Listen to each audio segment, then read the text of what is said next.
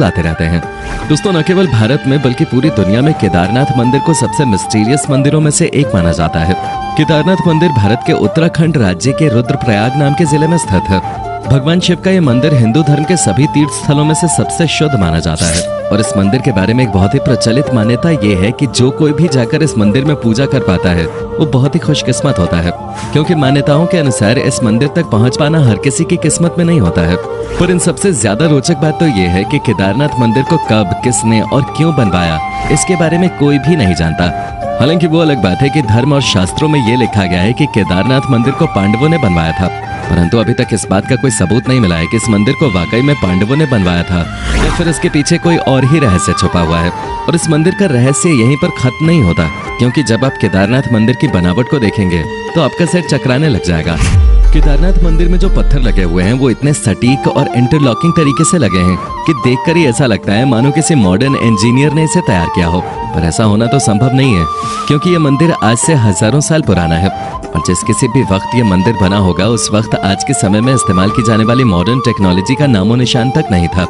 ऐसे में बिना किसी वर्तमान टेक्नोलॉजी के इस मंदिर को ऐसा बनाना अपने आप में किसी चमत्कार से कम नहीं है, क्योंकि कोई भी तूफान आए या फिर कितना ही बड़ा बवंडर क्यों ना आ जाए, इस मंदिर को कुछ भी नहीं हो सकता। अभी तो 16 जून 2013 को इतनी बड़ी सुनामी और तूफान में पूरा उत्तराखंड पानी में बह गया। यहाँ तक कि आज के जमाने की बड़ी बड़ी बिल्डिंगें जमीन पे ताश के पत्तों की तरह बिखर गई थीं। कितनी सारी बिल्डिंगें पानी के साथ पूरी तरह से तबाह हो गईं, लेकिन केदारनाथ मंदिर को आज तक नहीं आई। पूरा का पूरा मंदिर वैसे का वैसा ही खड़ा रहा। भले ही पानी का सैलाब मंदिर के अंदर तक पहुंच गया था, जिसकी वजह से पूरा मंदिर पानी से डूब गया, लेकिन मंदिर को कुछ भी नहीं हुआ। जी हाँ, आज भी आप मंदिर को ठीक वैसा ही देखेंगे जैसा ये सालों पहले बनके तैयार हुआ था। अब ये बात सुनकर बहुत से लोगों को लग रहा होगा कि इसमें कौन सी बड़ी बात है। तो दोस्तों, जरा रुक जाइए। अब हम आपको जो बताने वाले हैं उसे सुनने के बाद आपके रोंगटे खड़े हो जाएंगे, क्योंकि उस वक्त बाढ़ के समय हर तरफ सिर्फ और सिर्फ पानी दिखाई दे रहा था। तभी उस बारिश में जब बहुत सारा पानी हो गया था, पीछे से एक बहुत बड़ा पत्थर पहाड़ से निकल कर आया और केदारनाथ मंदिर के जस्ट पीछे रुककर उसने पानी की धारा को 2 भागों में कर दिया। यानी कि पानी की तेज धार जो डायरेक्ट मंदिर को तबाह करने के लिए आगे बढ़ रहे थे, उसे इस विशालकाय पत्थर ने बहुत ही चमत्कारिक तरीके से 2 भागों में बांट दिया, जिसकी वजह से मंदिर पूरी तरह सुरक्षित हो गया।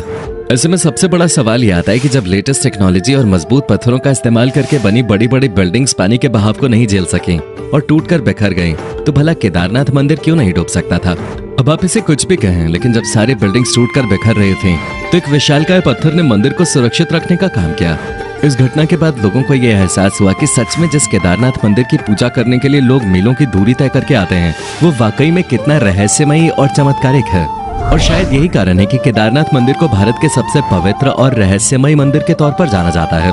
अब जो लोग केदारनाथ के दर्शन करने के लिए गए होंगे उन्हें ये तो पता होगा कि वहाँ पर एक कुंड है जिसका नाम रेतस कुंड है। पर क्या आप ये बात जानते हैं कि जब कोई यहाँ पर ओम का जाप करने लगता है तो उस कुंड में से बुलबुले निकलने लगते हैं। अब जाहिर सी बात है ये कोई नॉर्मल चीज तो है नहीं, इसलिए बहुत से अलग अलग एक्सपर्ट्स और रिसर्चर्स ने यहाँ आकर इस बात को जानने की कोशिश की कि आखिर ऐसा क्यों होता है। पर इतनी सारी खोजबीन करने के बावजूद उन्हें इसका कोई भी वैज्ञानिक तर्क नहीं मिला और अभी भी बहुत से वैज्ञानिक ये बात सोचने में लगे हुए हैं कि आखिर ओम का जाप करने पे ही इस कुंड से बुलबुले क्यों निकलते हैं। अगर आपको इस बात का जवाब पता हो तो हमें और हमारे दर्शकों को कमेंट में बताना मत भूलिएगा। अब दोस्तों, ये बात तो आप भली भांति जानते हैं कि केदारनाथ एक ऐसा धाम है जो 6 महीने खुला रहता है और 6 महीने बंद रहता है। पर दिमाग को हिला देने वाली बात तो तब पता चलती है जब 6 महीना ये मंदिर बंद रहता है तो यहाँ सबसे ज्यादा अजीब घटना घटती है, जिसे वहाँ के लोग महसूस भी कर सकते हैं। असल में केदारनाथ मंदिर के आसपास रहने वाले लोगों का ये कहना है कि जब 6 महीने इस मंदिर का द्वार बंद हो जाता है तो किसी को भी इस मंदिर के अंदर प्रवेश नहीं करने दिया जाता है, फिर चाहे वो कितना भी बड़ा VIP ही क्यों ना हो।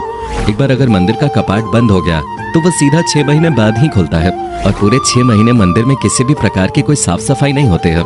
यहाँ तक कि मंदिर के अंदर जो दीपक जलाने का काम होता है वो भी कोई पंडित जाकर नहीं करता, यानी कि मंदिर के अंदर का पूरा प्रवेश बंद कर दिया जाता है और सिवाय उस मंदिर के अंदर भगवान भोले के और कोई नहीं होता, क्योंकि एक बार जब मंदिर बंद होता है तो वो सीधा 6 महीने बाद ही दर्शन के लिए खुलता है। पर जब मंदिर का कपाट 6 महीने बाद खुलता है तो लोग ये देखते हैं कि उसके अंदर का दीपक लगातार जल रहा है। जाहिर सी बात है दोस्तों, अगर आप किसी कमरे को 6 महीने तो क्या 6 दिन के लिए भी बंद करके चले जाएंगे तो जब उसे दोबारा से खोलेंगे तो उसमें बहुत सारी धूल मिट्टी और तरह तरह के कीड़े मकोड़े घूमने लगेंगे।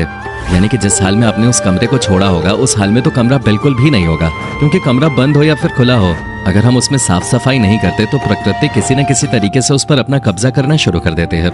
फिर चाहे धूल मिट्टी के जरिए हो या फिर छोटे छोटे कीड़े मकोड़ों के जरिए।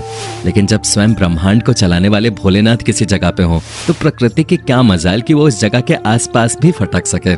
तभी तो पूरे 6 महीने बाद जब केदारनाथ का कपाट खुलता है तो वो बिल्कुल भी गंदा नहीं होता। जिस स्थिति में पंडित कपाट को बंद करते हैं उसी स्थिति में कपाट को खोलने पर अंदर का मंदिर बिल्कुल उसी स्थिति में मिलता है। अब चलिए ये बात तो फिर भी हजम हो जाती है कि कपाट बंद करने के 6 महीने बाद जब मंदिर को खोला जाता है तो उसमें सब कुछ बिल्कुल वैसा ही होता है। लेकिन 6 महीने तक लगातार बिना किसी की सहायता के दीपक का जलना सच में एक बहुत बड़ा चमत्कार है। यहाँ तक कि लोगों का मानना है कि केदारनाथ के इस मंदिर में 6 महीने तो इंसान भगवान शिव की आराधना करते हैं, लेकिन जब कपाट बंद हो जाता है तो उसके बाद 6 महीने तक दूसरे देवी देवता आकर भगवान की पूजा करते हैं और इस बात का सबूत जलता हुआ दिया चीख चीख कर देता है। वरना क्या आपने कभी सुना है कि किसी मंदिर में 6 महीने तक एक दिया जल ही रहा है और वो बुझने का नाम ही नहीं ले रहा? इस तरह का चमत्कार सिर्फ और सिर्फ केदारनाथ में ही हो सकता है। इसलिए कहा जाता है कि केदारनाथ मंदिर में भगवान की असीम शक्तियां मौजूद हैं। यही वजह है कि लोग केदारनाथ मंदिर को इतना ज्यादा पवित्र और रहस्यमयी मानते हैं। लोगों के मन में केदारनाथ के लिए जो आस्था और विश्वास है वो वाकई में अद्भुत है, क्योंकि ये मंदिर खुद बहुत अद्भुत है जिसकी तुलना हम किसी भी दूसरे मंदिर से नहीं कर सकते। हालांकि कहने को तो ये भगवान का घर है और बाकी मंदिर भी भगवान के ही घर हैं, लेकिन जो चमत्कारिक शक्तियां आपको केदारनाथ में आने के बाद महसूस होंगे वो आपको कहीं भी महसूस नहीं होंगे। मंदिर के अंदर कदम रखते ही ऐसा लगता है मानो स्वयं भगवान शिव का हाथ सिर पे आ गया है और अब सारी तकलीफें खुद ब खुद ही मिट जाएंगे। और हम ये बात सिर्फ इसलिए नहीं कह रहे हैं कि ये किसी धर्म विशेष का मंदिर है और सभी को इसमें होने वाले चमत्कारों पर विश्वास करना चाहिए। हम इसलिए कह रहे हैं क्योंकि इस मंदिर में होने वाले चमत्कार प्राकृतिक नियमों से बिल्कुल अलग हैं, जो कि विज्ञान के दृष्टिकोण से भी काफी रोचक हैं। अब आप किसी भी धर्म से क्यों न ताल्लुक रखते हैं, लेकिन अगर आप विज्ञान को मानते हैं तो एक बार इस मंदिर में जाकर यहाँ होने वाले चमत्कारों को जरूर महसूस करिएगा, जिसके बाद आपको ये समझ में आ जाएगा कि इस दुनिया में कुछ ऐसी भी चीजें हैं जिनका विज्ञान से कोई लेना देना नहीं है, वो सिर्फ और सिर्फ चमत्कार पर चलते हैं। बाकी आप केदारनाथ मंदिर में होने वाले चमत्कारों पर